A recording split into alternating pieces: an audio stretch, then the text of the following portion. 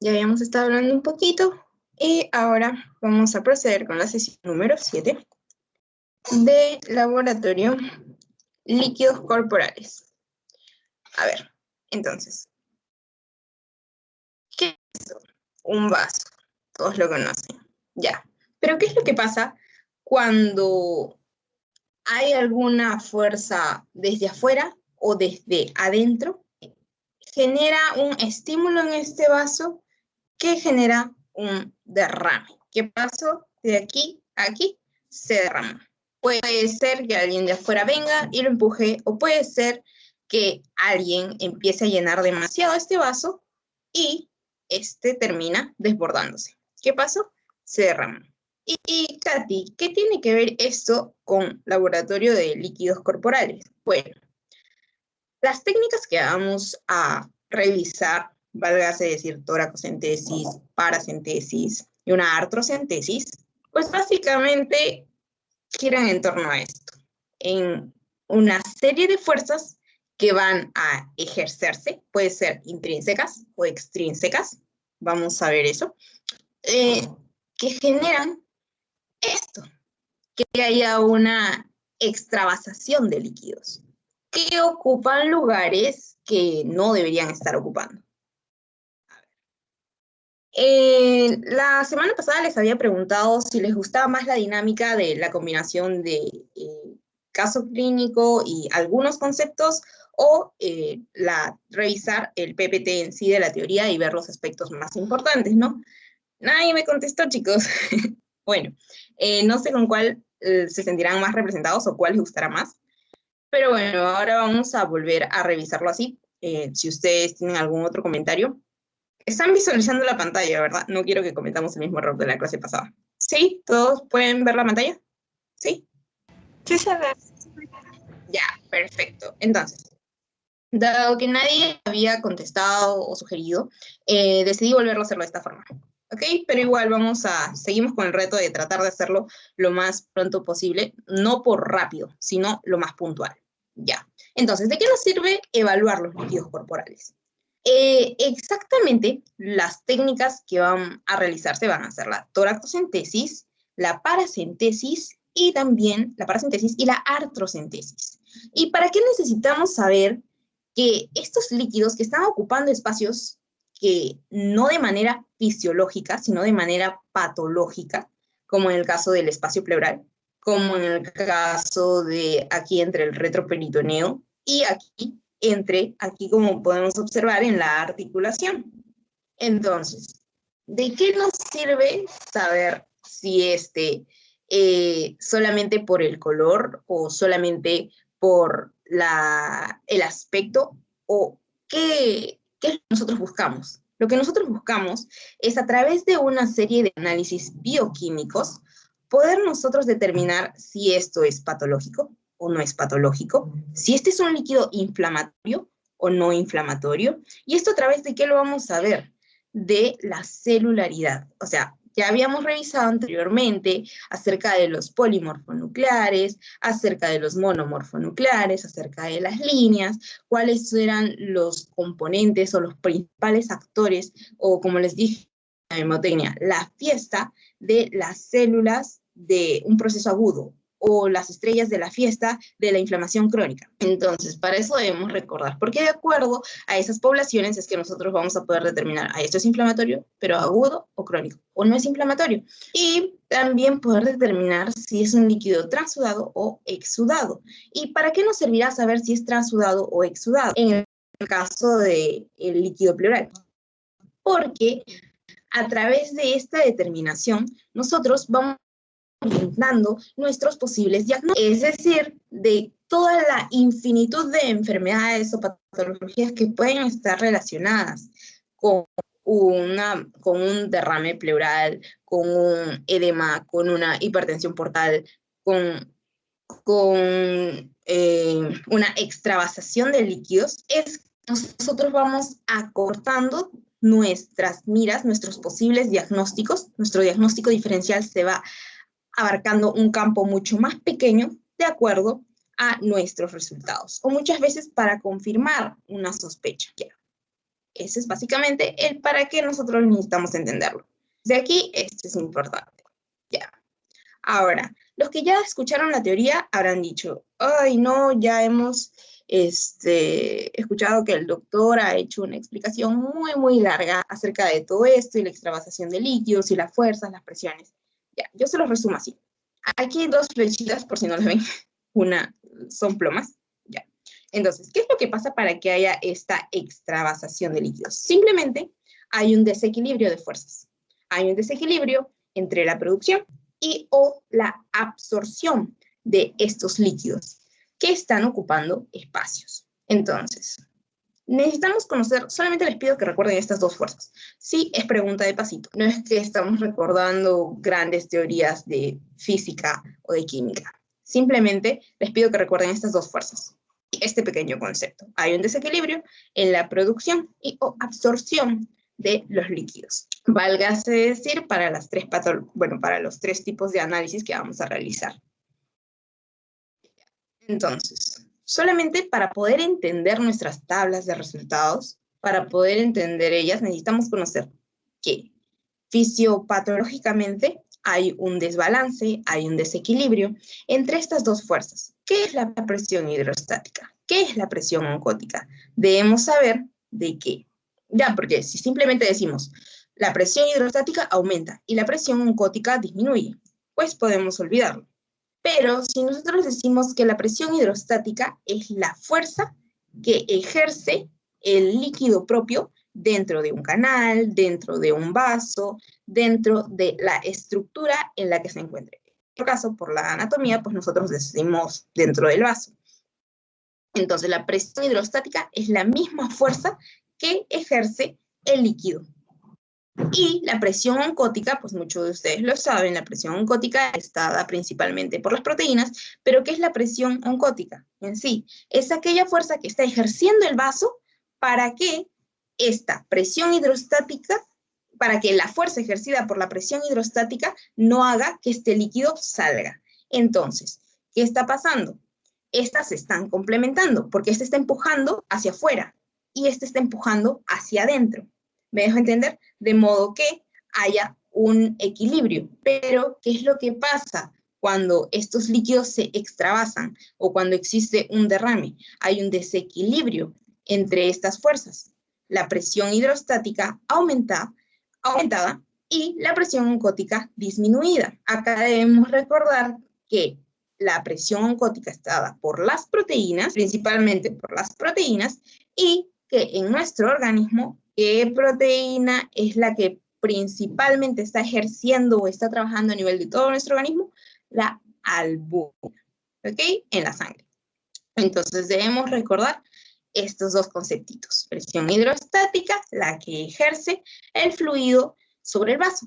Y en la oncótica, la que ejercen las paredes para contrarrestar el efecto de la presión hidrostática. O sea, empuja hacia afuera y este empuja hacia adentro. En cualquier momento no se ve mi presentación, me avisan chicos porque eso es muy importante que estén revisando. Ya, entonces, aquí. Si existen allá, este equilibrio de fuerzas tienen que recordar que está dado por la ley de Starling. Eso también fue pregunta de pasito, de pretest, si no me equivoco. Entonces, si existen alteraciones hemodinámicas, habrá un desequilibrio de las leyes de Starling. Las leyes de Starling básicamente nos estarían diciendo esto. El desequilibrio nos hablarían del desbalance entre la presión hidrostática y la presión oncótica. ¿Qué más debemos recordar?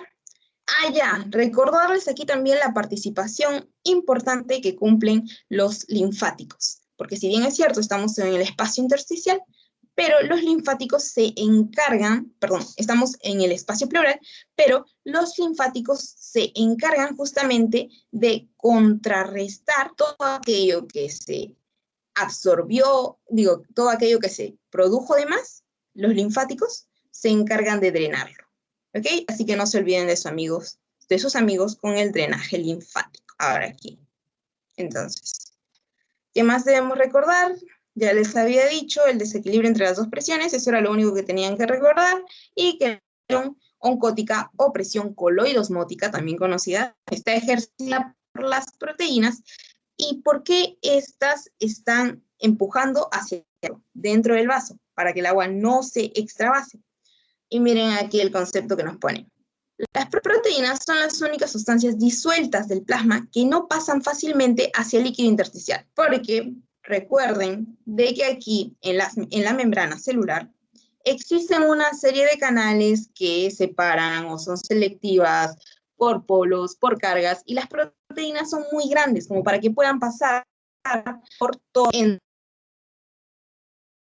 Si la proteína es muy grande, y al no pasar, va a estar bien ayudando a ejercer la fuerza de contrarrestar.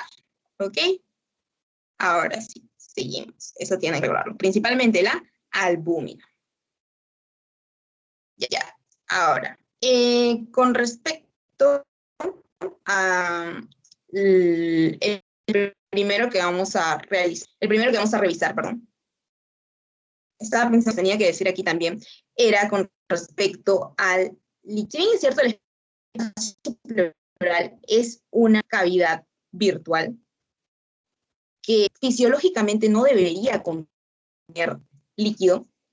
El libro, los doctores, sí mencionan ciertas cantidades, y algunos dicen hasta 10 mililitros, otros dicen de 3 a 5 centímetros cúbicos, y manejan esos términos. ¿De qué es pregunta de pasito? Sí, es de pasito.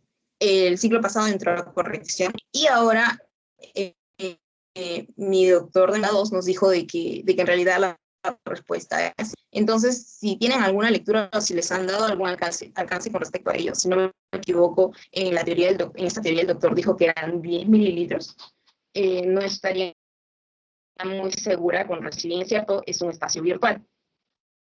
Y fisiológicamente, pues no debería contener esto, pero otros dicen de que, pues sí, permite que este líquido permite, pues, que no haya este frote entre ambas pleuras.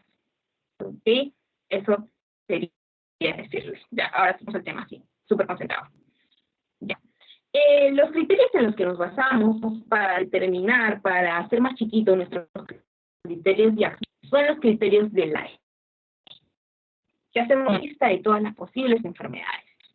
Entonces, y los criterios de Leigh nos permiten determinar si algún origen sistémico, o sea, de nuestro organismo, o por alguna alteración local. ¿Ok? Hasta aquí tienen que recordar eso.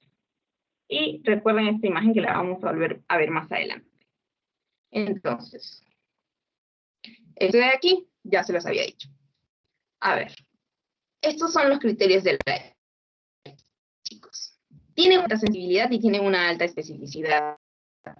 Pueden haber muchos criterios, los de albúmina, los de gasa, etc. Son los de más alta sensibilidad y especificidad. Si bien es cierto, son antiguos, no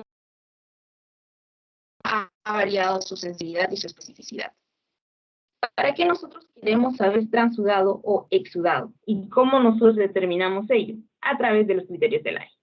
También es pregunta de pasito. Ahora, de manera práctica y rápida para evitar toda la explicación fisiopatológica, solamente les diría eso.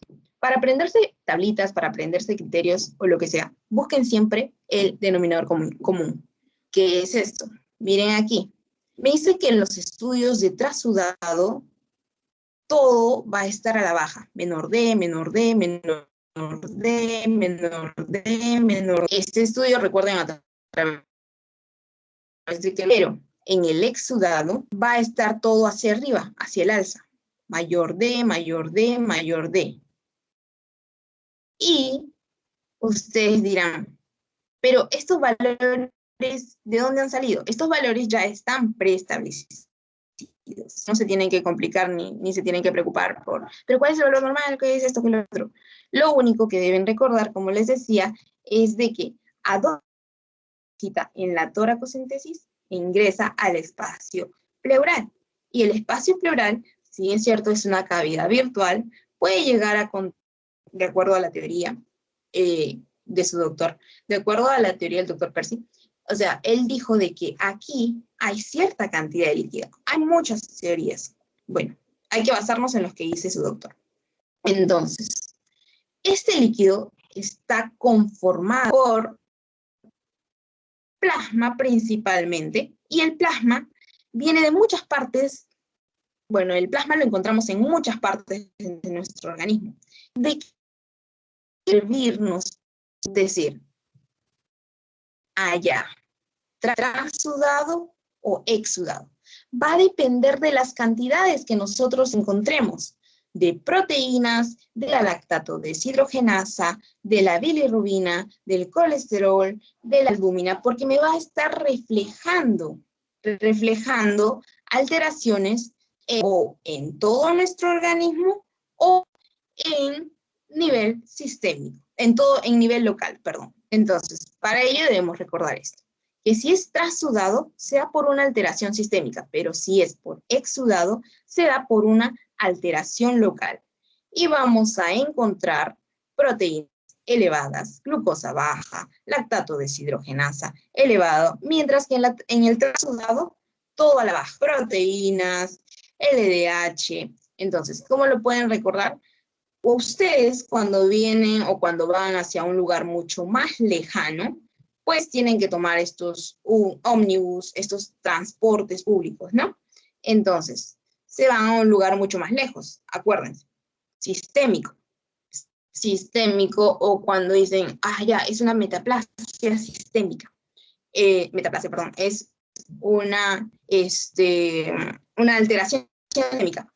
Eso quiere decir que ya está generalizado o está en todo el organismo, ¿cierto? Por ese concepto nosotros podemos relacionarlo y decir, allá está mucho más lejos o en cualquier otra parte de nuestro organismo la alteración, mientras que cuando es exudado, la alteración es local, o sea, una patología pulmonar. Porque recordemos que la toracocentesis, pues, es la agujita ingresando al espacio pleural.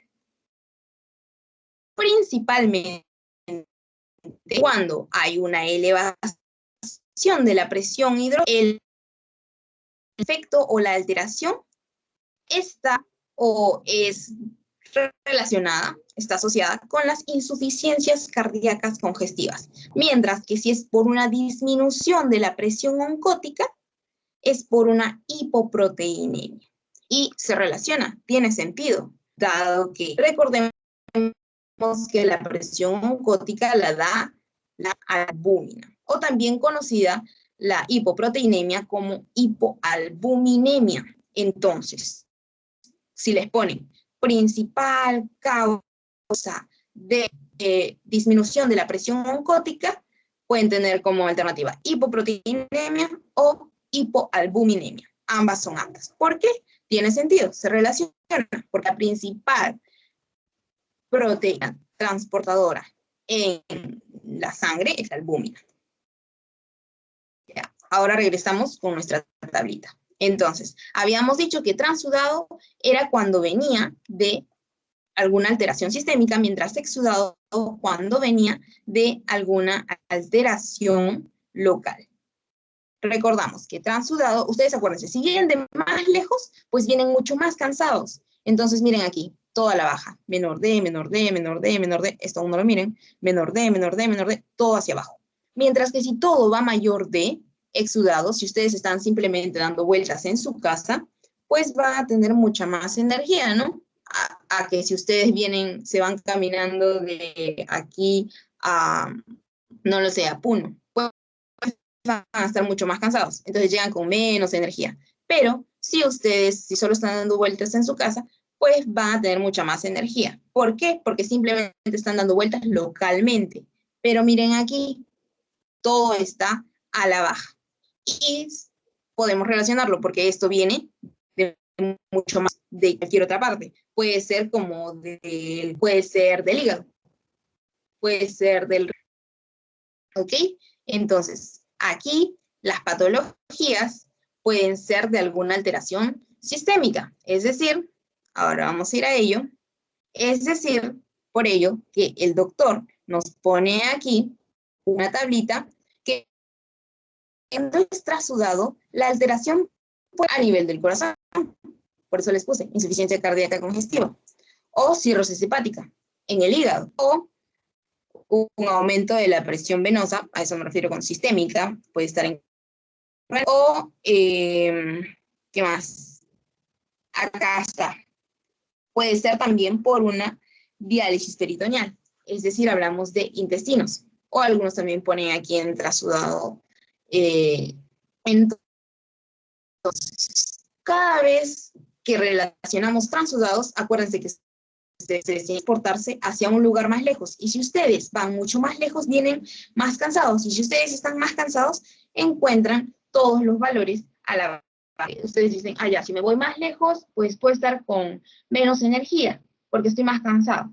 Bueno, para que lo recuerden rápidamente y porque les ponen ahí todas las alternativas, porque esto es pregunta, pasito, pregunta de examen también, les va a venir en su parcial, de que ustedes, para que lo saquen más rápido, haya toda la baja trasudada, ya.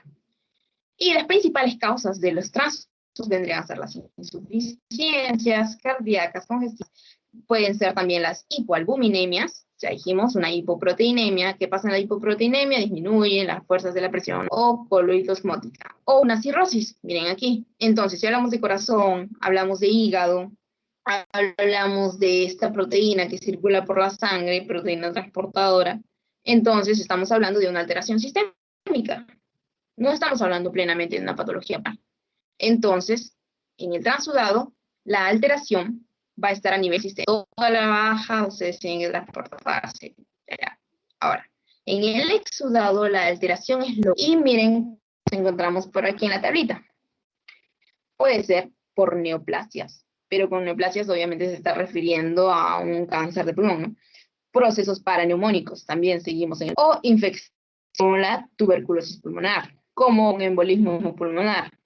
Entonces, estamos viendo esta clase de alteraciones principalmente pulmonares, porque la alteración es local, o puede ser también una metástasis al pulmón. Entonces, estamos viendo que la alteración es local.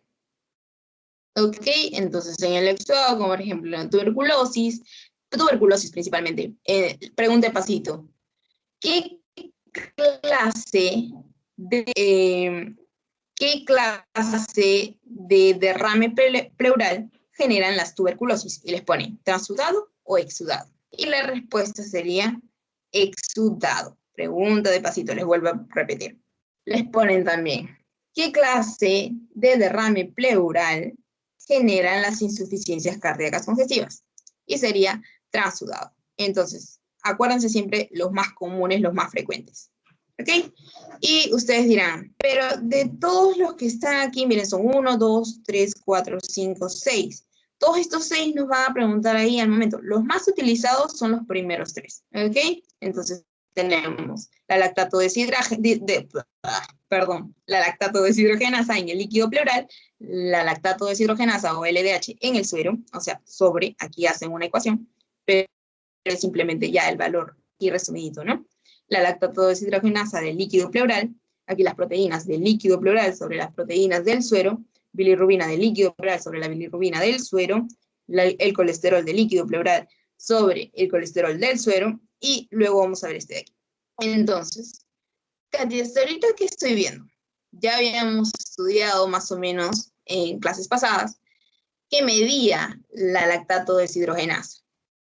¿Y por qué es importante que esté en nuestra tabla para valorarlo dentro de los criterios de la... ¿Alguien recuerda que evaluaba la lactato deshidrogenasa?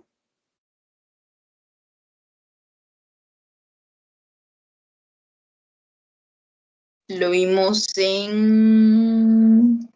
¿Se acuerdan?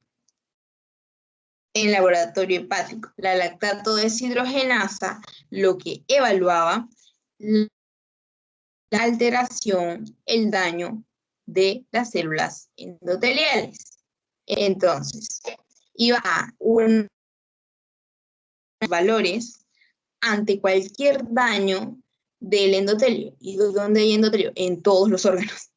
Entonces, lo que iba a hacer esta a la alza o a la baja era dar una expresión del estado de estas células. Tal vez estaban disrumpiéndose, o sea, tal vez estaban muy, muy dañadas, y al final entonces lo que nos daba era un indicador. No es propia de enfermedades hepáticas, les recuerdo, porque tenía una amplia distribución.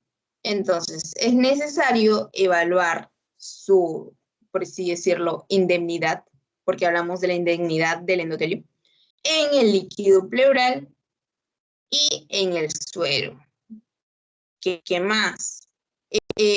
Bueno, ya les dije la lactato deshidrogenasa, proteínas, porque es importante también evaluar el criterio por el hecho de que las proteínas van a estar haciendo la fuerza de contra a la presión hidrostática para que ésta se mantenga pues dentro del vaso. Entonces, y esos son los tres primeros, o claro, los tres sobre el cual nos basamos principalmente para nosotros poder clasificarlos en un trasudado o exudado. Preguntas, ahorita termino. Ustedes seguro iban a preguntar, ¿y por qué la bilirrubina? ¿Y por qué el colesterol? Bueno, hasta después. ¿Por qué la bilirrubina? Las proteínas. ¿Por qué la bilirrubina? ¿Por qué el colesterol? Porque para que nosotros podamos separar entre nuestros diagnósticos diferenciales en si una patología, si por ejemplo una infección está siendo causada por una bacteria, por un virus o por algún otro agente, pues ver reflejado en estos valores.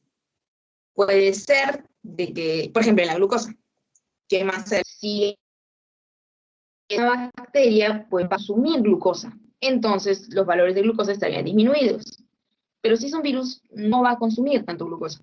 Entonces esta puede estar normal o hasta puede estar elevada, pero no va a estar a la baja, ya que la bacteria estaría consumiendo glucosa. Que necesitamos también evaluar,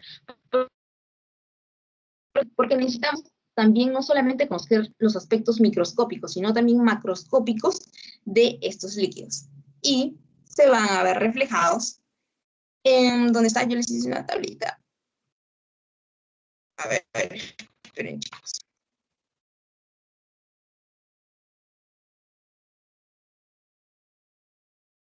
Ah, ya está cargando. Ya.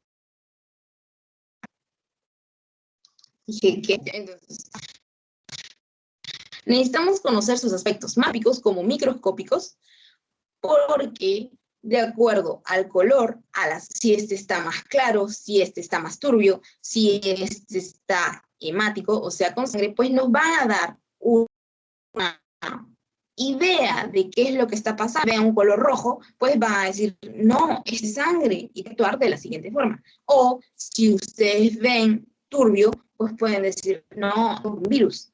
O si lo ven muy amarillo, muy lechoso, pueden decir, no, esto puede ser por una hipertrigliceridemia. Porque miren aquí, esperen, ¿dónde está? Ya bueno, más adelante les muestro la foto. Pero entonces, estos nos ayudan, nos permiten a nosotros tener una noción de qué es lo que está pasando. Y principalmente las características del trasudado son en un trasudado el aspecto va a ser transparente. Entonces acuérdense, trasudado, transparente, trasudado, transparente. El color va a ser amarillo pálido y no forma coágulo. No forma coágulo. A ver, acuérdense aquí. Y en el exudado, miren aquí, es más la turbidez es variable, el color puede ser hemático, amarillento, lechoso o verdoso. Entonces, si yo veo verdoso, puede ser una infección, puede ser también puede ser bilis, puede ser que haya alguna otra ruptura que me esté generando esto, o ¿qué más puede ser aquí? ¿Dónde está? Hemático, amarillento, lechoso o verdoso. Más adelante más ejemplos. Porque pueden ser abscesos también. Miren aquí. Ah, ya, justamente lo que les decía. Entonces, justamente es para nuestro diagnóstico diferencial. Y me dice que aquí sí puede presentar coágulos. Y eso va a deberse también de acuerdo a los elementos que estén conformando o mi trasudado o mi exudado. Porque si puede presentar coágulos, entonces, ¿qué célula, qué tipo celular podemos nosotros encontrar? O si no forma el coágulo, ¿qué significa? Entonces, miren, debemos nosotros conocer no solamente el aspecto macroscópico, sino también el aspecto microscópico, les decía. Entonces, estos van a poseer un recuento celular también de hematíes, de leucocitos, de células mesoteliales, entre otros. Vamos a evaluar el primero. Entonces, me dice que los hematíes los voy a encontrar mayor de 100 por 10 a la 9 en infarto pulmonar, en una embolia pulmonar, en una neoplasia, en un traumatismo. Y si el hematocrito está mayor del 50% del valor sanguíneo, pues eso significaría un hemotórax. ¿Y qué es un hemotórax? Pues es sangre que están extrayendo a través de la toracocentesis, que está ocupando esta cavidad, que está ocupando este espacio. Entonces, en el hemotórax estoy encontrando sangre en el espacio pleural. Punto. Y si yo encuentro triglicéridos en mi muestra, ya no encuentro hematíes, sino más lo veo amarillento, lo veo así todo gomoso, entonces estaría pensando en un kilotórax por un aumento de los triglicéridos por los kilomicrones. Y así tienen que ir relacionando. Después aquí, algo que también quería, bueno, acá está. En el caso de los tipos celulares, acuérdense de que en los trasudados y los exudados vamos a encontrar tipos celulares diferentes, como por ejemplo vamos a encontrar predominantemente en los exudados los polimorfonucleares, los linfocitos y los eosinófilos. Porque, miren la etiología, derrame paraneumónico, tiene agente, absceso subfrénico, absceso, tiene agente, TBC, agente muy conocido en nuestro país.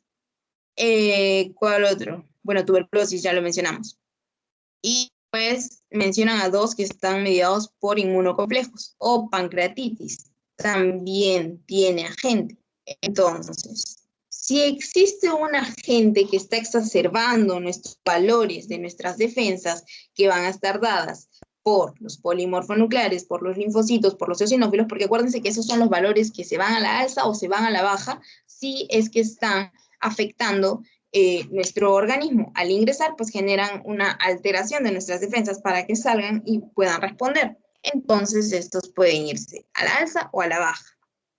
¿Y por qué los estarán mencionando en el exudado? Porque miren, estas patologías pues están a nivel del pulmón. Entonces hay una alteración local. A ver, ¿qué más debemos hacer aquí? Mientras que, ¿ustedes creen que una insuficiencia cardíaca congestiva va a generar de que salgan los polimorfonucleares, o que salgan los linfocitos, o que salgan los eosinófilos? No, porque no es una infección aguda. Estos de aquí, acuérdense, los de la fiesta, de la infección, de la inflamación aguda. Mientras si es crónica, monomorfonucleares y células plasmáticas. No se olviden de ello. Entonces, o un síndrome nefrótico, riñón, o una cirrosis, hígado. Estos, ¿ustedes creen que van a generar que salgan nuestras defensas a decir, estamos trayendo refuerzo, vengan linfocitos, vengan células T, vengan células B? No, porque estas vendrían a ser otro tipo de alteraciones, ¿ok? Otra alteración fisiopatológica. Pero dado que nosotros estamos recordando ahorita, entonces también decimos, ya, corazón, riñón, hígado.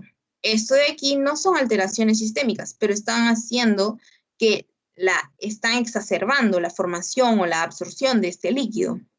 Entonces, decimos, están viniendo de otra parte del cuerpo. Alteración sistémica. Entonces, si es una alteración sistémica, ¿a quién le corresponde? Transudado. Mientras que exudados, miren aquí, todas las con agente. En el caso de la tuberculosis, el Mycobacterium tuberculosis. En el caso de los abscesos, puede ser estreptococo, puede ser estafilococo, al igual que en los derrames paraneumónicos. Ok, entonces hasta aquí, eso es lo que tienen que recordar, más o menos para que lo relacionen aquí. Listo. Ya. Y esto es básicamente para que recuerden los exudados que pueden tener aquí los colores y todo ello. Si es hemorrágico, van a encontrar sangre. Si está lechoso, puede ser si está lechoso, digo, si está medio verdoso, si está medio amarillo, puede ser un absceso. Si está lechoso, puede ser un quilotórax. Ya, ahora. Estas son otras pruebas. Esta de aquí, principalmente el test de Ada, que ha perdido bastante lo que sería credibilidad, justamente por el hecho de que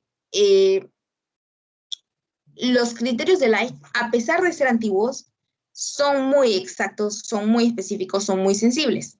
El test de Ada puede elevarse o presentar valores muy elevados cuando se habla de una tuberculosis pulmonar, digo, de una tuberculosis, puede ser pulmonar, puede ser sistémica, por eso no dije pulmonar solamente, puede elevarse o pueden generarse valores elevados en el caso de la tuberculosis, pero no está tan, así como que, no es como que lo primero que dicen los doctores es, a ver, hazme un test de Ada, a ver si tienen tuberculosis. No, que piden cultivo, piden muchas otras cosas, menos o una placa, ¿no? Para ver la distribución, si hay alguna alteración en el pulmón, pero no piden mucho el test de Ada, pero sí también es preguntado.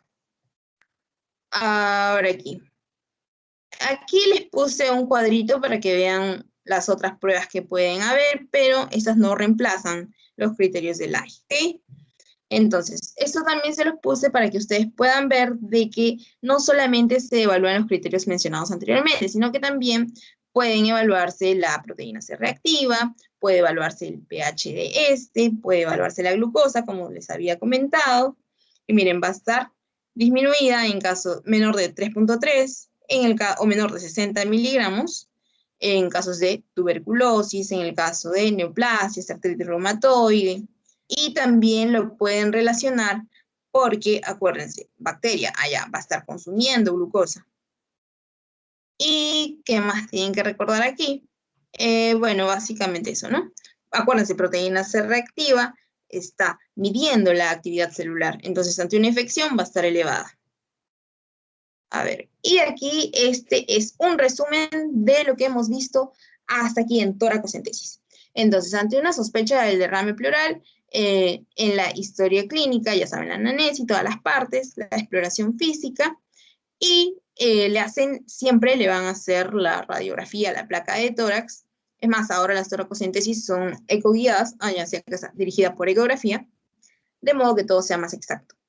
Muy poco lo hacen ahora ciegamente. Entonces, evalúan tanto aspectos macroscópicos como microscópicos. ¿Y para qué nos sirve esto? Para nosotros tener el diagnóstico diferencial.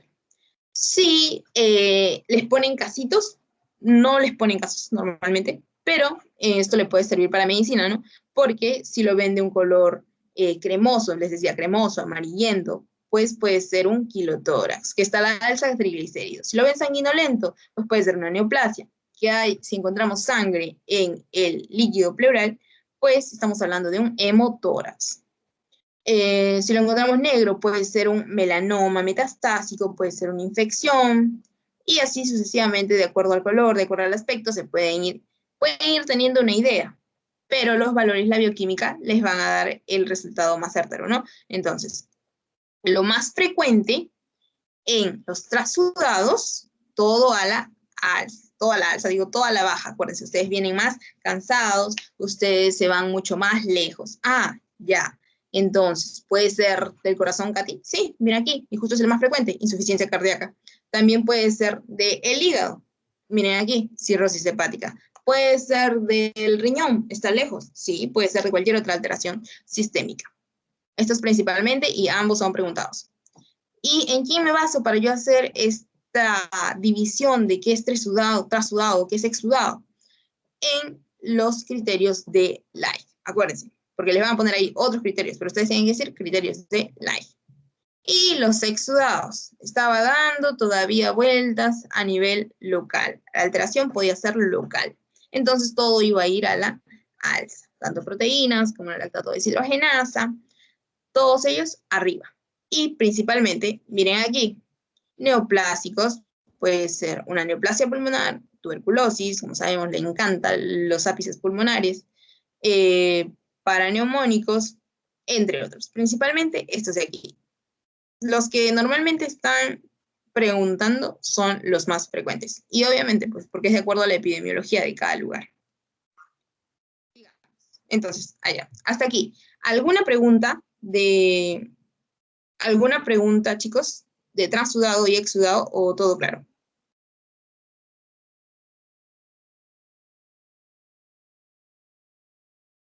Chicos, ¿están ahí? ¿Alguna pregunta en transudado y exudado? Si no, para seguir avanzando. Chicos, ¿están ahí? Sí, Sí. ya, por ejemplo, cuando se tiene ya se hace esos criterios de ley y saben que, por ejemplo, que es un exudado. Ya. También importaría y por lo menos, ya, si es un exudado podría ser una tuberculosis. Entonces, ¿también importan los exámenes tipo de hemograma o no? Claro, eso, recuerden de que cuando están realizando un plan de tratamiento, siempre va a servir todo lo que sería el hemograma. Bueno, ahí ya no le vas a pedir un AGA, ¿no? Igual necesitas los signos vitales, igual necesitas, ¿qué otro examen podrías pedir en el caso de una tuberculosis? En el plan de tratamiento para una tuberculosis, pues igual tienes que pedir el cultivo, tienes que pedir su hemograma para ver el estado nutricional del paciente a nivel interno, ¿no? Y para ver también, ustedes saben de que al ser una patología que afecta mucho la forma de respirar de la persona, así, para hacerlo más simple, es de que la respiración puede tener alteraciones que vienen de afuera o de adentro. Y recuerden, ¿quién es el principal transportador de oxígeno? La hemoglobina. Entonces, necesitaríamos nosotros conocer cuál es el valor del hematocrito, cuál es el valor o cuál es la distribución de los glóbulos rojos a nivel de porcentajes y todo ello. Sí, porque ¿qué tal si el paciente presenta una hipoxemia? Pero en realidad el problema de esa hipoxemia está siendo pues por una anemia que es severa. Entonces puede haber una buena ventilación, pero no hay un buen transporte de oxígeno a nivel de la sangre. Entonces es por ello de que siempre es importante conocer esos valores. Buena pregunta, Carla. Ok, gracias. Ya, esa fue como que una pregunta más de medicina, ¿no? Y fue justamente una pregunta de medicina 2 del doctor hace 2 semanas. Ya.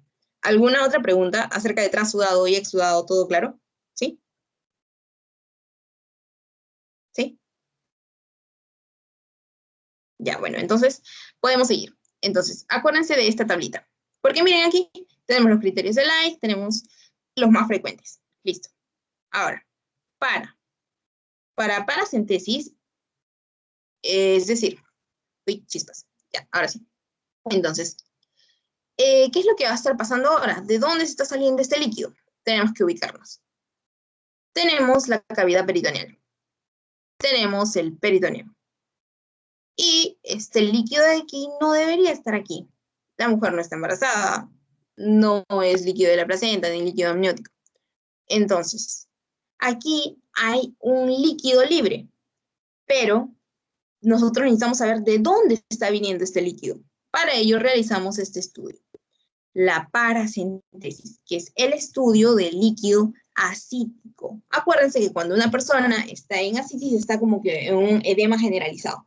Es decir, que está como que, por así decirlo, más fácil, hinchado por todas partes. Entonces, hay la existencia de un líquido libre en la cavidad peritoneal en cantidades superiores a 50 mililitros. Eso es lo que deben recordar. Ahora aquí, al igual, ahora que hemos tenido toda la base anterior de las fuerzas, de las presiones y todo ello, esto se nos va a hacer mucho más sencillo, mucho más práctico.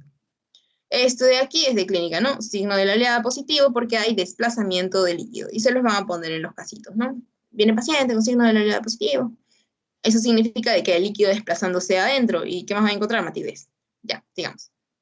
Entonces, este también puede tomar colores como que rojos. Si es rojo, como en el anterior, ¿no? En el anterior era un hemotórax. Pero en este caso, pues nosotros pensamos, ya puede ser de que haya habido un traumatismo, puede ser una neoplasia, porque si estamos sacando rojo, pues encontramos sangre. Pero si es verdoso, puede ser una contaminación biliar. Entonces, todo tiene que estar de acuerdo también a la ubicación en la que nosotros nos encontramos. Blanquecino quiloso, les decía, triglicéridos altos. El aspecto normal es claro, transparente. Pero si lo encontramos turbio, celularidad. Miren aquí. Puede ser por un exceso de leucocitos, puede ser por hematíes, o puede ser cualquier otra contaminación. En un exudado lo podemos encontrar purulento o turbio sanguinolento. Mientras que en el transudado lo vamos a encontrar como un color amarillo pálido, transparente. Esas son características que nosotros debemos recordar. ¿Ok? Acuérdense, transudado o transparente. Es más práctico. Ahora, ¿cuándo es que se indica una paracentesis? Cuando es un comienzo reciente, o sea, para diagnosticarlo por primera vez. Porque, ¿por qué no dice por segunda, por tercera vez? Porque no van a estar, pinchando a cada rato, pues chicos. Ahora, ¿cuándo es un nuevo ingreso? Cuando recién viene al hospital y recién empieza con toda la sintomatología, cuando le hacen toda la anamnesis, cuando le hacen el examen físico y ven que hay desplazamiento, entonces ya hay sospecha de. También es muy importante las sospechas de infecciones, o si hay alguna hemorragia digestiva, o cuando hay sospecha de malignidad. Y miren, hacen bien al sospechar, porque las causas también de esta extravasación o esta existencia de líquidos de manera patológica aquí puede ser por causa de una neoplasia. Entonces, también cuando hay sospecha de malignidad, también se realiza ese estudio. O pacientes en diálisis peritoneal con sospecha de infección, para que nosotros podamos decir, esto es agudo, esto es crónico, ¿qué se está elevando? ¿Qué está disminuyendo? Ya, eso lo vamos a revisar más adelante. Ahora aquí. Principalmente, así como habíamos dicho, exudado, el más que todo por la epidemiología de nuestro país, puede ser una tuberculosis de la cabeza. Y si era transudado, venía de cualquier otra parte, del corazón principalmente. Ya, en este caso, pues nosotros estaríamos hablando de que la cirrosis hepática en un 80% serían la causa, serían la etiología de la existencia de líquido libre en la cavidad peritoneal. Pero no solamente puede ser ello, sino que también pueden darse por múltiples otras patologías, pero siempre acuérdense de la más común, que vendría a ser la cirrosis hepática, porque en sí, miren aquí, hepatopatías alcohólicas agudas, igual, afectación hígado, hepatitis fulminante y subfulminante, también el hígado afectado, enfermedad veno-oclusiva, bueno, ya eso es otra cosa, y metástasis hepáticas masivas. En las metástasis hepáticas masivas, pues también se está viendo el hígado afectado, ¿no? Está viniendo de otra parte, pero está viéndose afectado el hígado. Y todo se muestra como una hepatopatía. Entonces, en las hepatopatías vendrían a ser las que principalmente se estarían generando, en un 80% estarían generando este líquido libre. Al igual que también hay causas extrahepáticas, como también puede ser una insuficiencia cardíaca congestiva, como pericarditis constrictiva, el síndrome de Budd-Chiari, entre otros. Aquí, cuando es extrahepático, principalmente cardíaco, ¿no? Síndrome de Budd-Chiari, pericarditis constrictiva, ICC, entre otros. Ahora, pero acuérdense, principalmente cirrosis hepática. Y entonces, si en el anterior hemos utilizado los criterios de Leigh, ¿qué criterios utilizaremos aquí para clasificarlos o para tener nosotros un diagnóstico diferencial? Miren, los doctores les ponen, bueno, el doctor les puso muchas características microscópicas, muchas características macroscópicas, mucha bioquímica. Yo los resumo así, en este cuadro. Lo que tienen que recordar acerca de la ascitis es que realizan la paracentesis. Ya, realizan su paracentesis por un diagnóstico, por sospecha diagnóstica, por posible infección o porque es un primer ingreso y está mostrándose ascítico. Entonces, ustedes realizan, ¿qué estudio? GASA, la gradiente cero acítico de albúmina. ¿Ok? Acuérdense, GASA, G-A-S-A. Es más, por acá se lo pone el doctor. GASA, que básicamente es albúmina en suero menos la albúmina en el líquido así, ¿ok? Katy, ¿cuál era la proteína que nosotros estábamos pensando hace rato? ¿Qué decíamos que hacía? Ah, la proteína que se encargaba en un 80% también de estar circulando en los vasos sanguíneos en nuestro organismo, haciendo un efecto contrario a la presión hidrostática, empujando todo hacia adentro, la albúmina. Y miren aquí, en la gradiente de albúmina, en la gasa, en el examen, gasa, gradiente de albúmina cero acítica, es que nosotros medimos esta misma proteína, la albúmina en el suero versus la que está en el líquido acítico. Y en este examen podemos, ya, este es mucho más sencillo, ya que no necesitamos nosotros conocer el LDH plasma, el LDH en suero, el LDH de líquido pleural, el LDH del organismo, etc. Ya, lo que nosotros necesitamos conocer es simplemente valores de mayores de 1.1 o menores de 1.1. Y en base a esto, nosotros podemos clasificar nuestro diagnóstico diferencial. Entonces, si nuestro gasa nos sale mayor de 1.1, entonces estaríamos hablando de valores relacionados con una hipertensión portal. Y miren aquí, no es que Katy lo ha sacado de la nada. Miren aquí, mayor a 1.1 sugiere la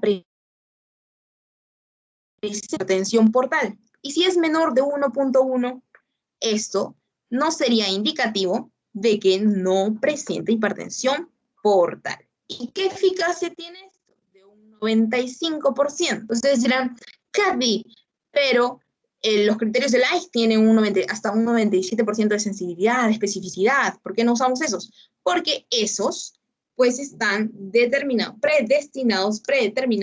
para el estudio del líquido pleural.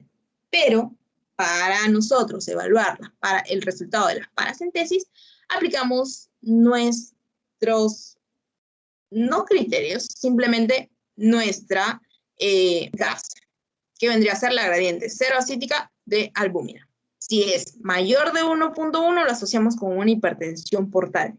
Y esta hipertensión portal puede ser causada por una alteración que me genera un transudado o un exudado. Entonces, en el transudado, las proteínas van a estar menos de 2,5, ya valor establecido, mientras que en el exudado, las proteínas van a estar en un valor de 2.5 para arriba, mayor de 2.5. Entonces, esto de aquí, nosotros también podemos utilizar nuestra anterior memotecnia de transudado, como es lejos, yo vengo cansado y por eso tengo menos energía. Sí, miren, porque sigue estando a la baja y en los criterios de Light, cuando era transudado, todo iba a la baja. Y en el exudado, como estaba simplemente cuando era una alteración local, todavía tenía fuerza, entonces es de que todavía tenía energía, allá. Los criterios todavía estaban elevados. Eso era simplemente memotécnicamente. Ya, entonces, yo digo de que en el transudado, es transudado si las proteínas están menos de 2.5. ¿Y qué patologías pueden generarse un transudado? En las cirrosis principalmente. A la cabeza, cirrosis. Es decir, enfermedad hepática. En la fase final del síndrome de Budd-Chiari, corazón, o una insuficiencia hepática aguda también. El exudado, proteínas mayor de 2.5 en una pericarditis constrictiva o en obstrucción de la vena cava inferior, en una insuficiencia cardíaca congestiva. ¿Ok? Entonces, aquí lo que tienen que recordar es la asociación de la hipertensión portal.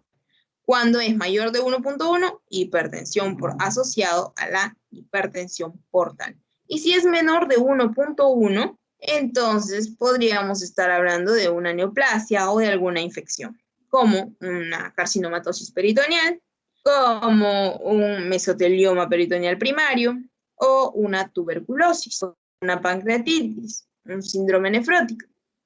Pero el punto es de que, ¿cómo vamos a encontrar la hipertensión portal? siempre y cuando haya una gasa mayor de 1.1. Y eso es lo que tienen que recordar. ¿Ok? En el caso de por qué está menos de 1.1, ustedes tienen que recordar, volvemos atrás, uy, chispas, no, ya los spoileé, ya bueno. Lo único que tienen que recordar es de que en el transudado encontramos la gradiente de la albúmina elevado, pero en el exudado la gradiente de albúmina va a estar disminuido y el punto de corte es 1.1. Listo. ¿Qué otro dato ustedes necesitan conocer? Así de lo más puntualito, deben saber aquí, esto de aquí. Ahora, como los enunciados de las preguntas de medicina son tan largos, chicos, de que ustedes tienen que irse a lo más clave, a lo que más les llama la atención.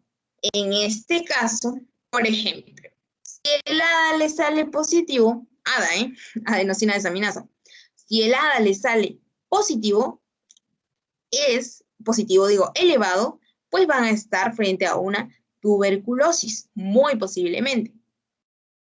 Si hay linfocitosis, si hay linfocitos elevados, también van a estar frente a una tuberculosis. Acuérdense, linfocitos, polimorfonucleares, todos ellos se asocian a tuberculosis. Y sobre todo un ADA, pues de otro confirmatorio, ¿no?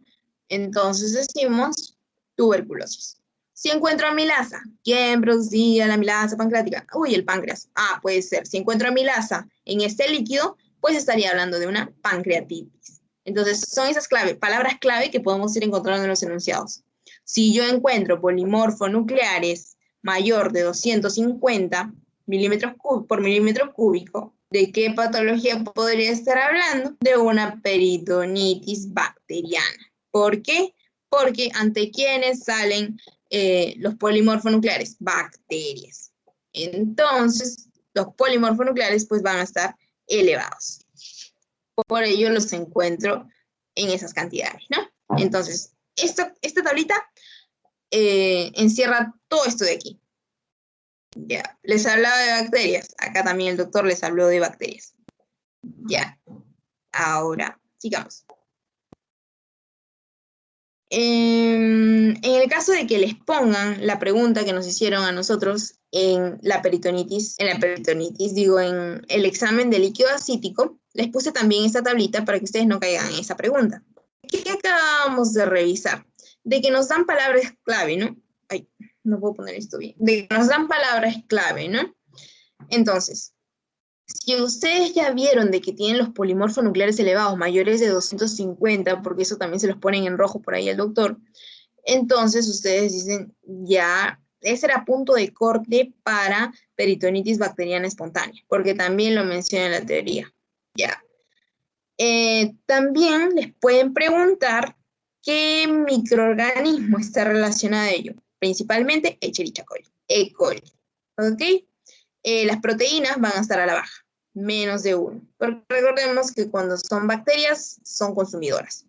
La glucosa puede estar normal, el LDH puede estar normal, y los leucocitos van a estar elevados, mayor de 250 polimorfonucleares por milímetro cúbico. Entonces eso recuérdenlo.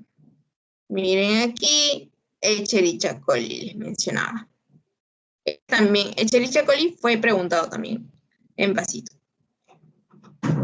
Y aquí una tablita de posibles diagnósticos diferenciales o posibles orientaciones diagnósticas que ustedes podrían tener de manera resumida en caso pues de el estudio del líquido acítico, ¿no? ¿Cómo se vería un líquido acítico en una neoplasia?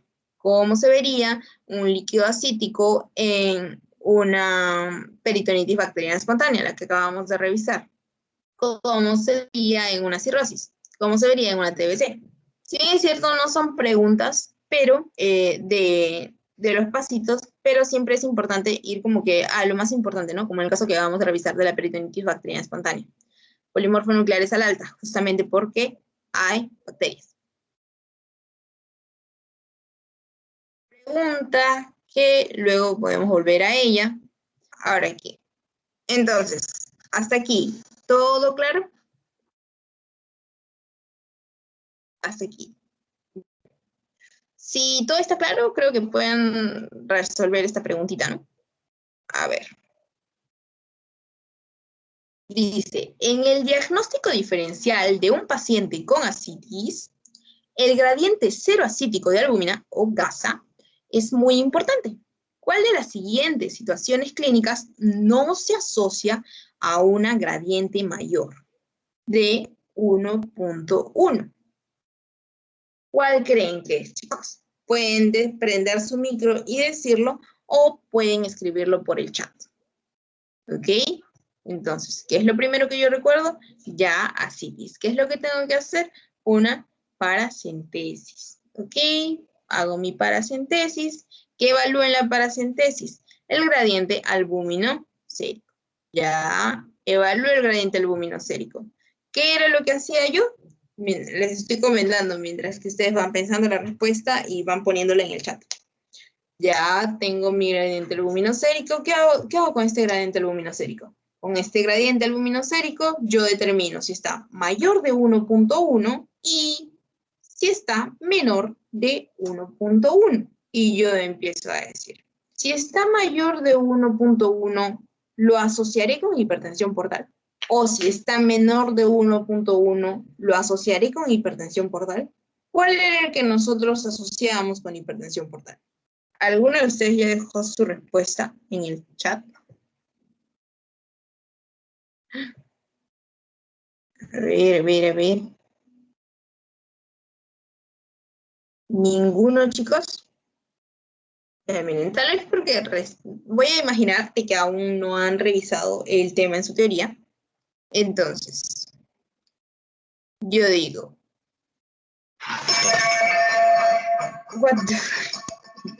vamos a recordar, chicos, ¿ya?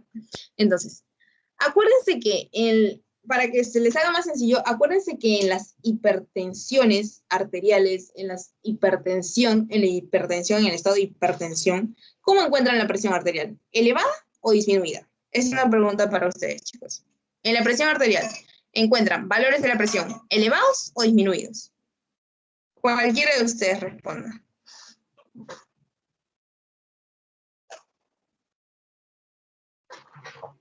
¿Elevados o disminuidos, chicos? En la presión arterial, en la hipertensión arterial, chicos. ¿Cómo encuentran valores? ¿Elevados o disminuidos? Elevados. Muy bien. Entonces, en la hipertensión portal encontrarás valores elevados o disminuidos. También elevados, porque está hiper. Acuérdense, todo relación.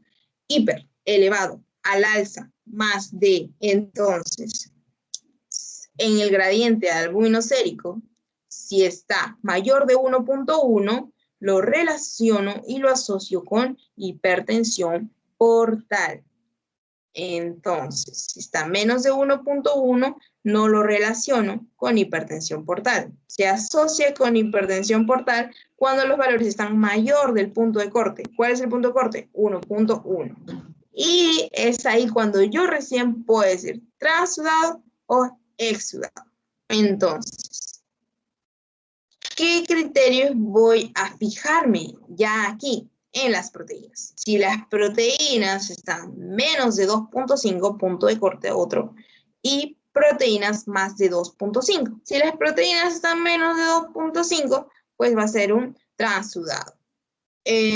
¿Les parece práctico el ejemplo de si yo me voy mucho más lejos, pues vengo más cansado y pues porque todavía tengo que hacer una ruta, tengo que tomar un transporte y me quedo con menos energía, ¿no? Si bien es cierto, las proteínas no son energía, pero es una forma de relacionarlo, ¿no? Entonces puedo encontrar proteínas a la baja. Pero si la afectación puede ser local, como habíamos, si estamos relacionándolo con el examen de líquido pleural, pues también sigue el mismo criterio. Proteínas arriba, proteínas abajo.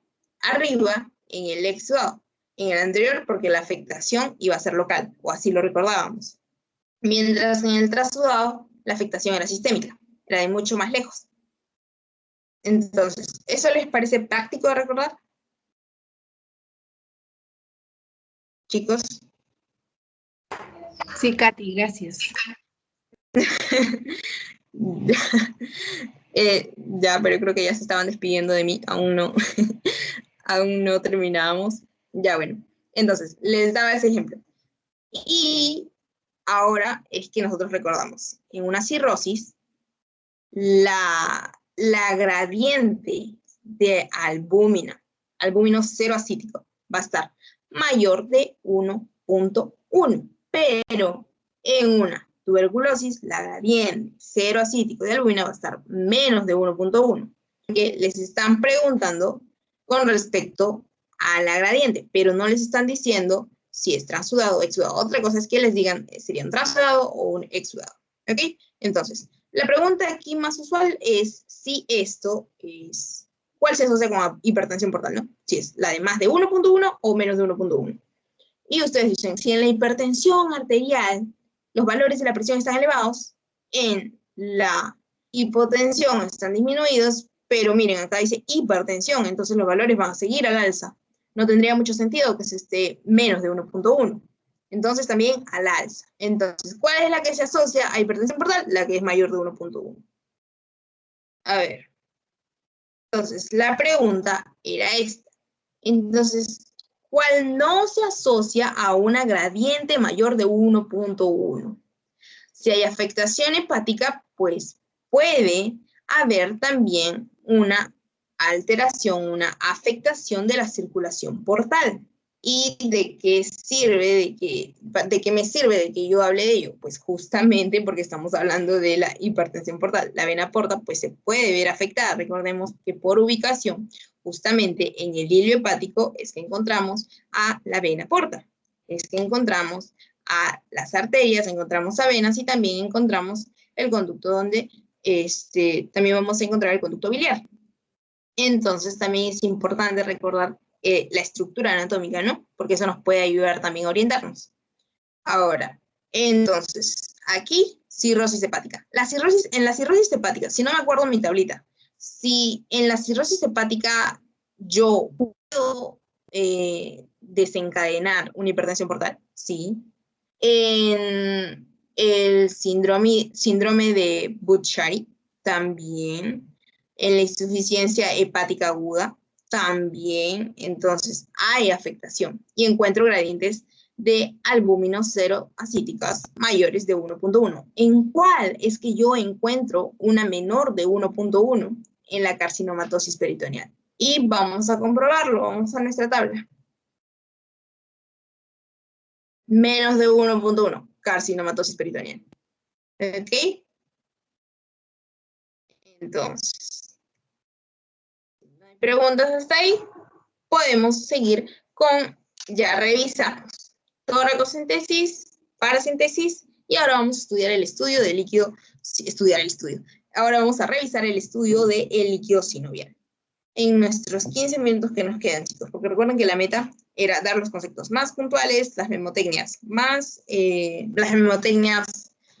claras, para que ustedes puedan recordar los puntos más importantes. Ahora, con respecto al líquido sinovial, ustedes deben saber de que el líquido sinovial es aquel que se encuentra lubricando las estructuras entre los huesos, aquel que disminuye la fricción, al igual que en el líquido pleural. Y una característica muy importante que deben saber acerca del líquido sinovial es de que, fíjense aquí y fíjense aquí, posee una viscosidad alta y pocos leucocitos. En base a ello, después ya ustedes olvidan lo que sea si quieren, pero acuérdense de eso. En base a ello es que vamos a hablar de la artrocentesis. Cuando se realiza el estudio de la artrocentesis para la extracción del líquido sinovial, es de que nosotros deberíamos obtener un líquido de color claro, amarillento, de alta viscosidad y de pocos leucocitos, fisiológicamente. ¿Por qué de viscosidad alta? Es más, el doctor les pone aquí, y se los he puesto en rojo porque ustedes a veces ven como que esas partes y ya, simplemente lo omiten, ¿no? Pero es de alta viscosidad, y tan alta viscosidad que ustedes al extenderlo con la punta de la aguja, puede formar como una pequeña hebrita. A los que les gusta la pastelería, Tal vez ustedes habrán podido ver que cuando hacen hervir azúcar, ponen a hervir agua, ponen a hervir el azúcar, y esta, al extenderlo, cuando ya ha pasado un tiempo, esta sale como un hilo. No sé si a alguno de ustedes les gustará hacer postres. Pero es justamente la técnica aplicada, bueno, una técnica parecida, no la del azúcar, sino la de la filancia, en la que lo que hacen es medir la viscosidad del líquido sinovial, observando la capacidad de formar una hebra desde la punta de la jeringa. Y, o sea, es básicamente el hilito que les decía, ¿no? Y esta debe estar normalmente obteniéndose una hebra de 3 a 6 centímetros. Ahora, ustedes imagínense, 3 a 6 centímetros. Bueno, 3 a 6 centímetros. Es bastante. ¿Y eso qué es lo que nos podría estar indicando? Pues la alta viscosidad. Ah, ya, o sea, está mal. No, eso es fisiológico. Así debería ser. Pregunta de pasito la filancia, pregunta de pasito lo de la alta viscosidad, y acuérdense también de pocos leucocitos. ¿Por qué tenemos que recordar lo de pocos leucocitos? Ahorita lo vemos. Entonces, también es importante recordar algunas de las funciones, lo cual también es pregunta de pasito. Contiene pocas proteínas y células, pero es rico en ácido hialurónico, el cual es responsable de su viscosidad. Eso también recuerden, lo de la viscosidad ya lo mencionamos, pocas proteínas y células también, pocas células, acuérdense, pocos leucocitos, viscosidad alta. ¿Y cuál es la cantidad que debería haber, por ejemplo, en las rodillas? El valor aproximado, el valor normal debería ser de 3,5 mililitros. Pero acuérdense bien de que el volumen de este líquido va a variar de acuerdo a la articulación y de acuerdo a la cantidad acumulada en este. Lo normal en la rodilla, por ejemplo, puede ser este, de 3,5 mililitros. Por eso es que no les preguntan mucho cantidades, ¿no? Porque hay muchas alteraciones que pueden generar distintas, o hay diferentes traumatismos que pueden generar distintas acumulaciones de este líquido patológicamente. ¿Por qué se da la viscosidad? Por la polimerización del ácido hialurónico. Ahora, ¿por qué es que les he puesto esta tablita? Lo siento que esté moviendo esto a cada rato, es que los tengo aquí a un costadito y no puedo presionar aquí. Ya, ahora sí. Entonces, hemos utilizado para la toracocentesis los criterios de Lye. Hemos utilizado en la paracentesis gasa. Para el líquido sinovial vamos a evaluar estos dos criterios. No hay un Lye, no hay un gasa, no hay un criterio establecido. Simplemente vamos a basarnos en su viscosidad, si está más diluido, si no está tan viscoso, o qué poblaciones celulares se están invadiendo. Pero también se va a realizar el típico estudio bioquímico, ¿no? El estudio bioquímico, ¿dónde está? Más adelante. Acá está. El típico estudio bioquímico donde evaluamos los leucocitos, la glucosa, los polimorfos nucleares, si hay gérmenes, evaluamos también a nivel macroscópico el aspecto, el color, entre otros. Entonces, hasta ahorita vamos viendo que todos los exámenes tienen una evaluación tanto macro como microscópica. Ahí. Ahora. ¿Por qué les pongo esto de aquí? Esto de aquí, si bien cierto, no se los menciona el doctor, pero es una forma más sencilla de recordar todos los cuadritos que les puso el doctor, porque son los más comunes, los más frecuentes. No por pregunta, sino por epidemiología de nuestro país. Ahora. O por accidentes también, ¿no? Ya, ahora. Si hay una viscosidad alta y los leucocitos están menos de 2000, pues yo puedo decir que es la causa, la etiología puede haber sido un accidente, puede haber sido un traumatismo, puede haberse dado de manera mecánica. Y si esto está clasificado como mecánico, pues puede ser una artrosis por trauma. ¿Y qué más estaría encontrando? Sangre. Ahora, si yo encuentro una viscosidad baja y los leucocitos elevados, desde ya de por sí no está bien, porque los leucocitos deberían ser pocos. Por ello es importante conocer lo fisiológico antes de pasar a lo patológico. Si hablo de polimorfonucleares o si hablo de cualquier otro tipo de celularidad que está viniendo a este sitio, en este espacio, de la cavidad entre dos articulaciones, entre las almohadillas, por ejemplo, si hablamos de la rodilla, pues estaríamos hablando de un componente inflamatorio. ¿O qué otra cosa nos traería poblaciones celulares sino las inflamaciones? Entonces estaríamos hablando de un criterio inflamatorio. Y esta inflamación puede llegar hasta una sepsis.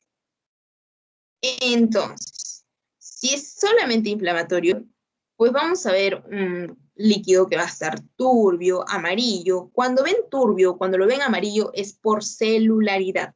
Polimorfonucleares, leucocitos, etc. Ustedes diciendo celularidad ya lo dicen todo, chicos.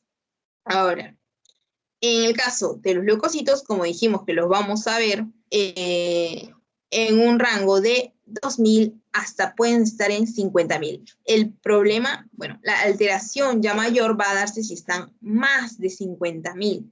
Entonces, ya estaríamos hablando de un criterio de sepsis. No como criterio, los criterios, los Quetzalcoatl, ninguno de ellos, sino que estaríamos hablando de un líquido sinovial con criterio pues séptico. Y como vemos la sepsis normalmente de manera purulenta.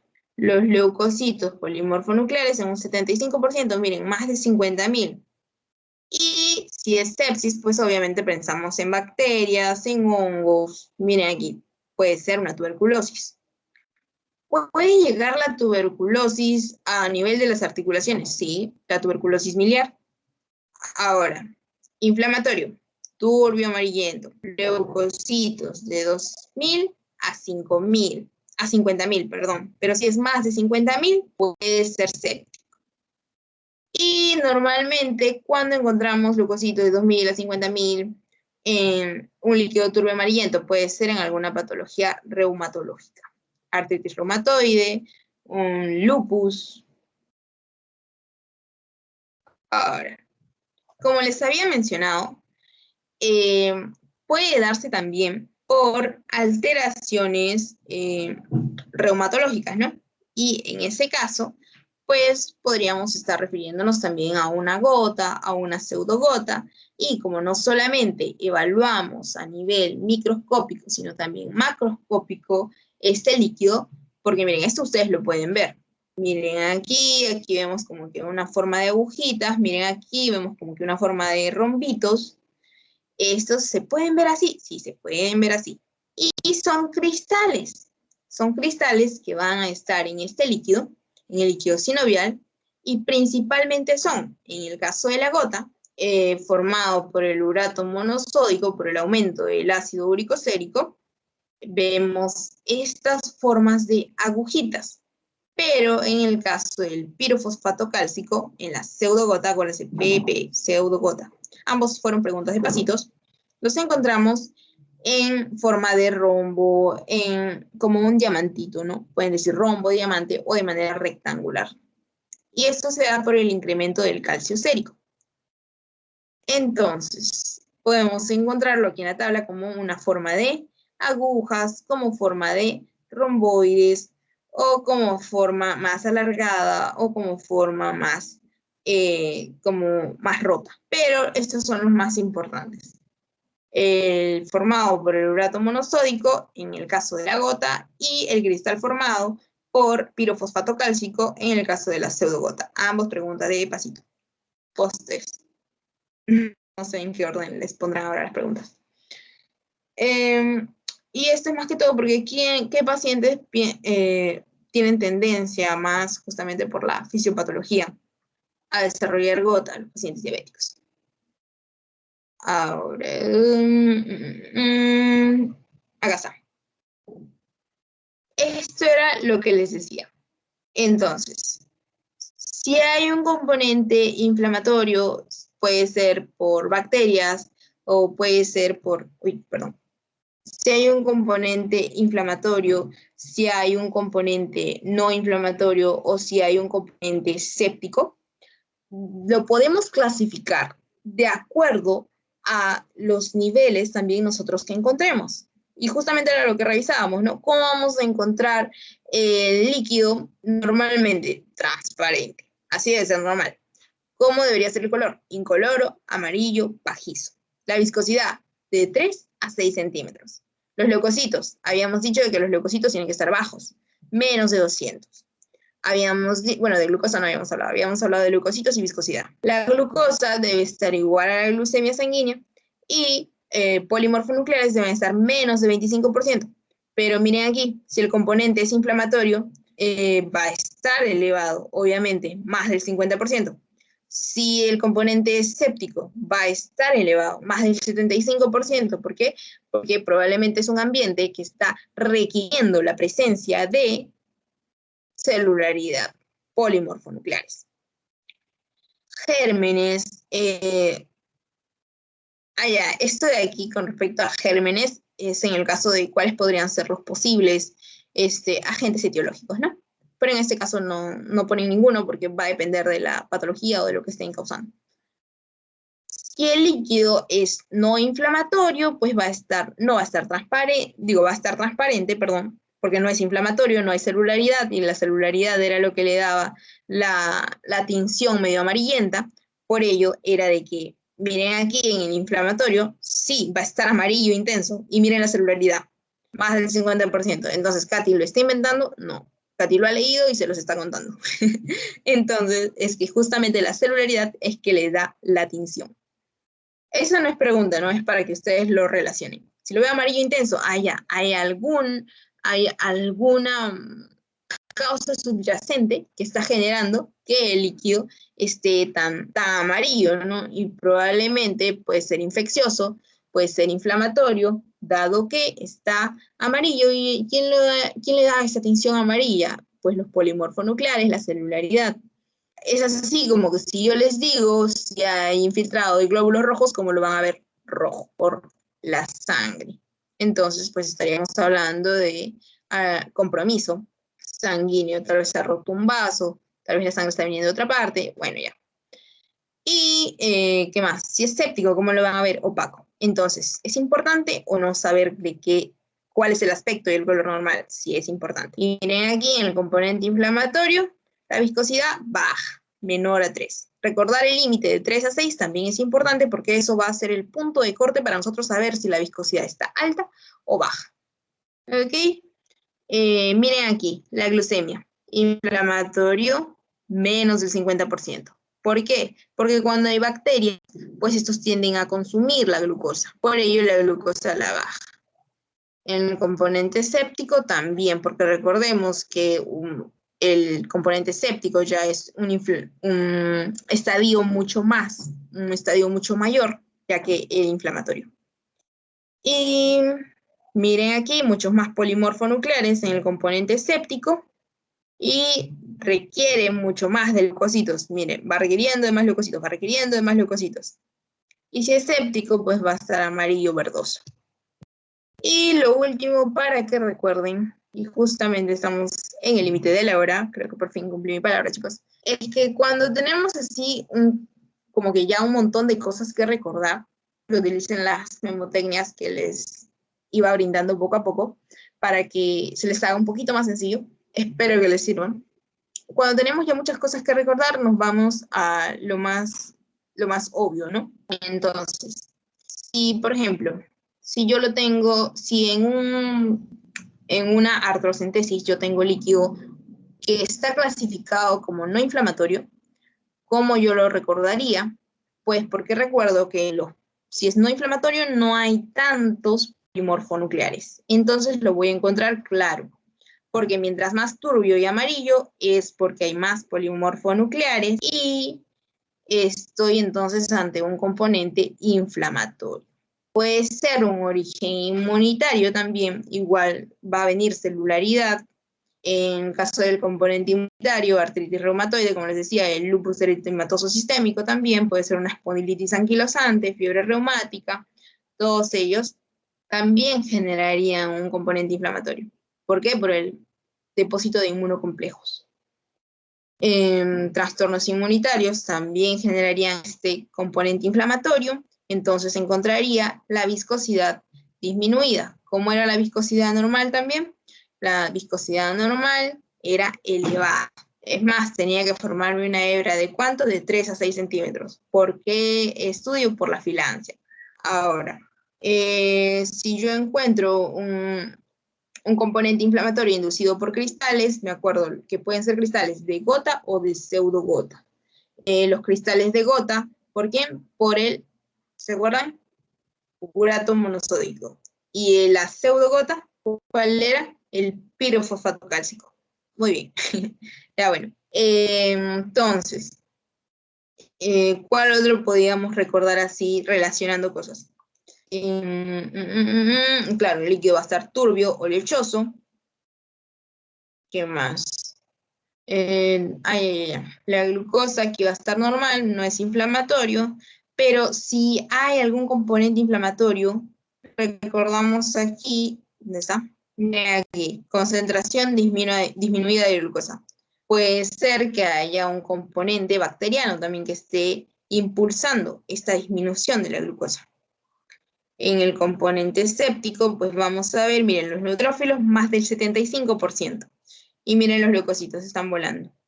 Porque ante mayor presencia de una infección microbiana, pues todas nuestras células de defensa van a salir. Y con salir no me refiero a irse, sino van a presentar valores elevados, ¿no? En el estudio que se esté realizando. Y miren, por ejemplo, si es una infección microbiana, la glucosa también a la baja, lo que les decía. Si es séptico, el color va a ser amarillo verdoso. Entonces se relaciona. Y si es hemorrágico, pues va a estar rojo. La viscosidad va a ser baja. Y principalmente lesiones traumáticas es lo que generan de que se encuentre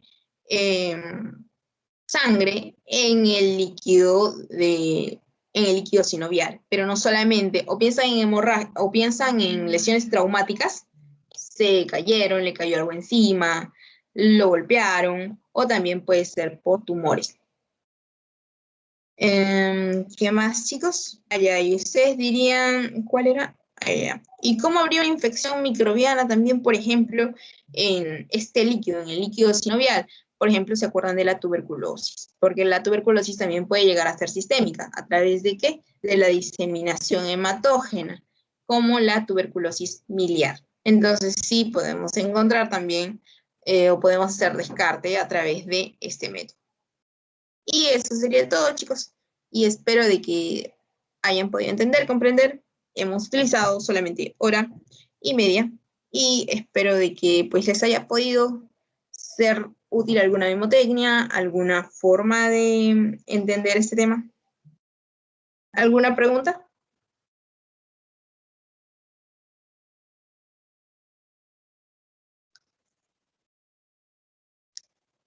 ¿Una duda, chicos? ¿Están ahí? Chicos, Francesca, ¿alguna pregunta?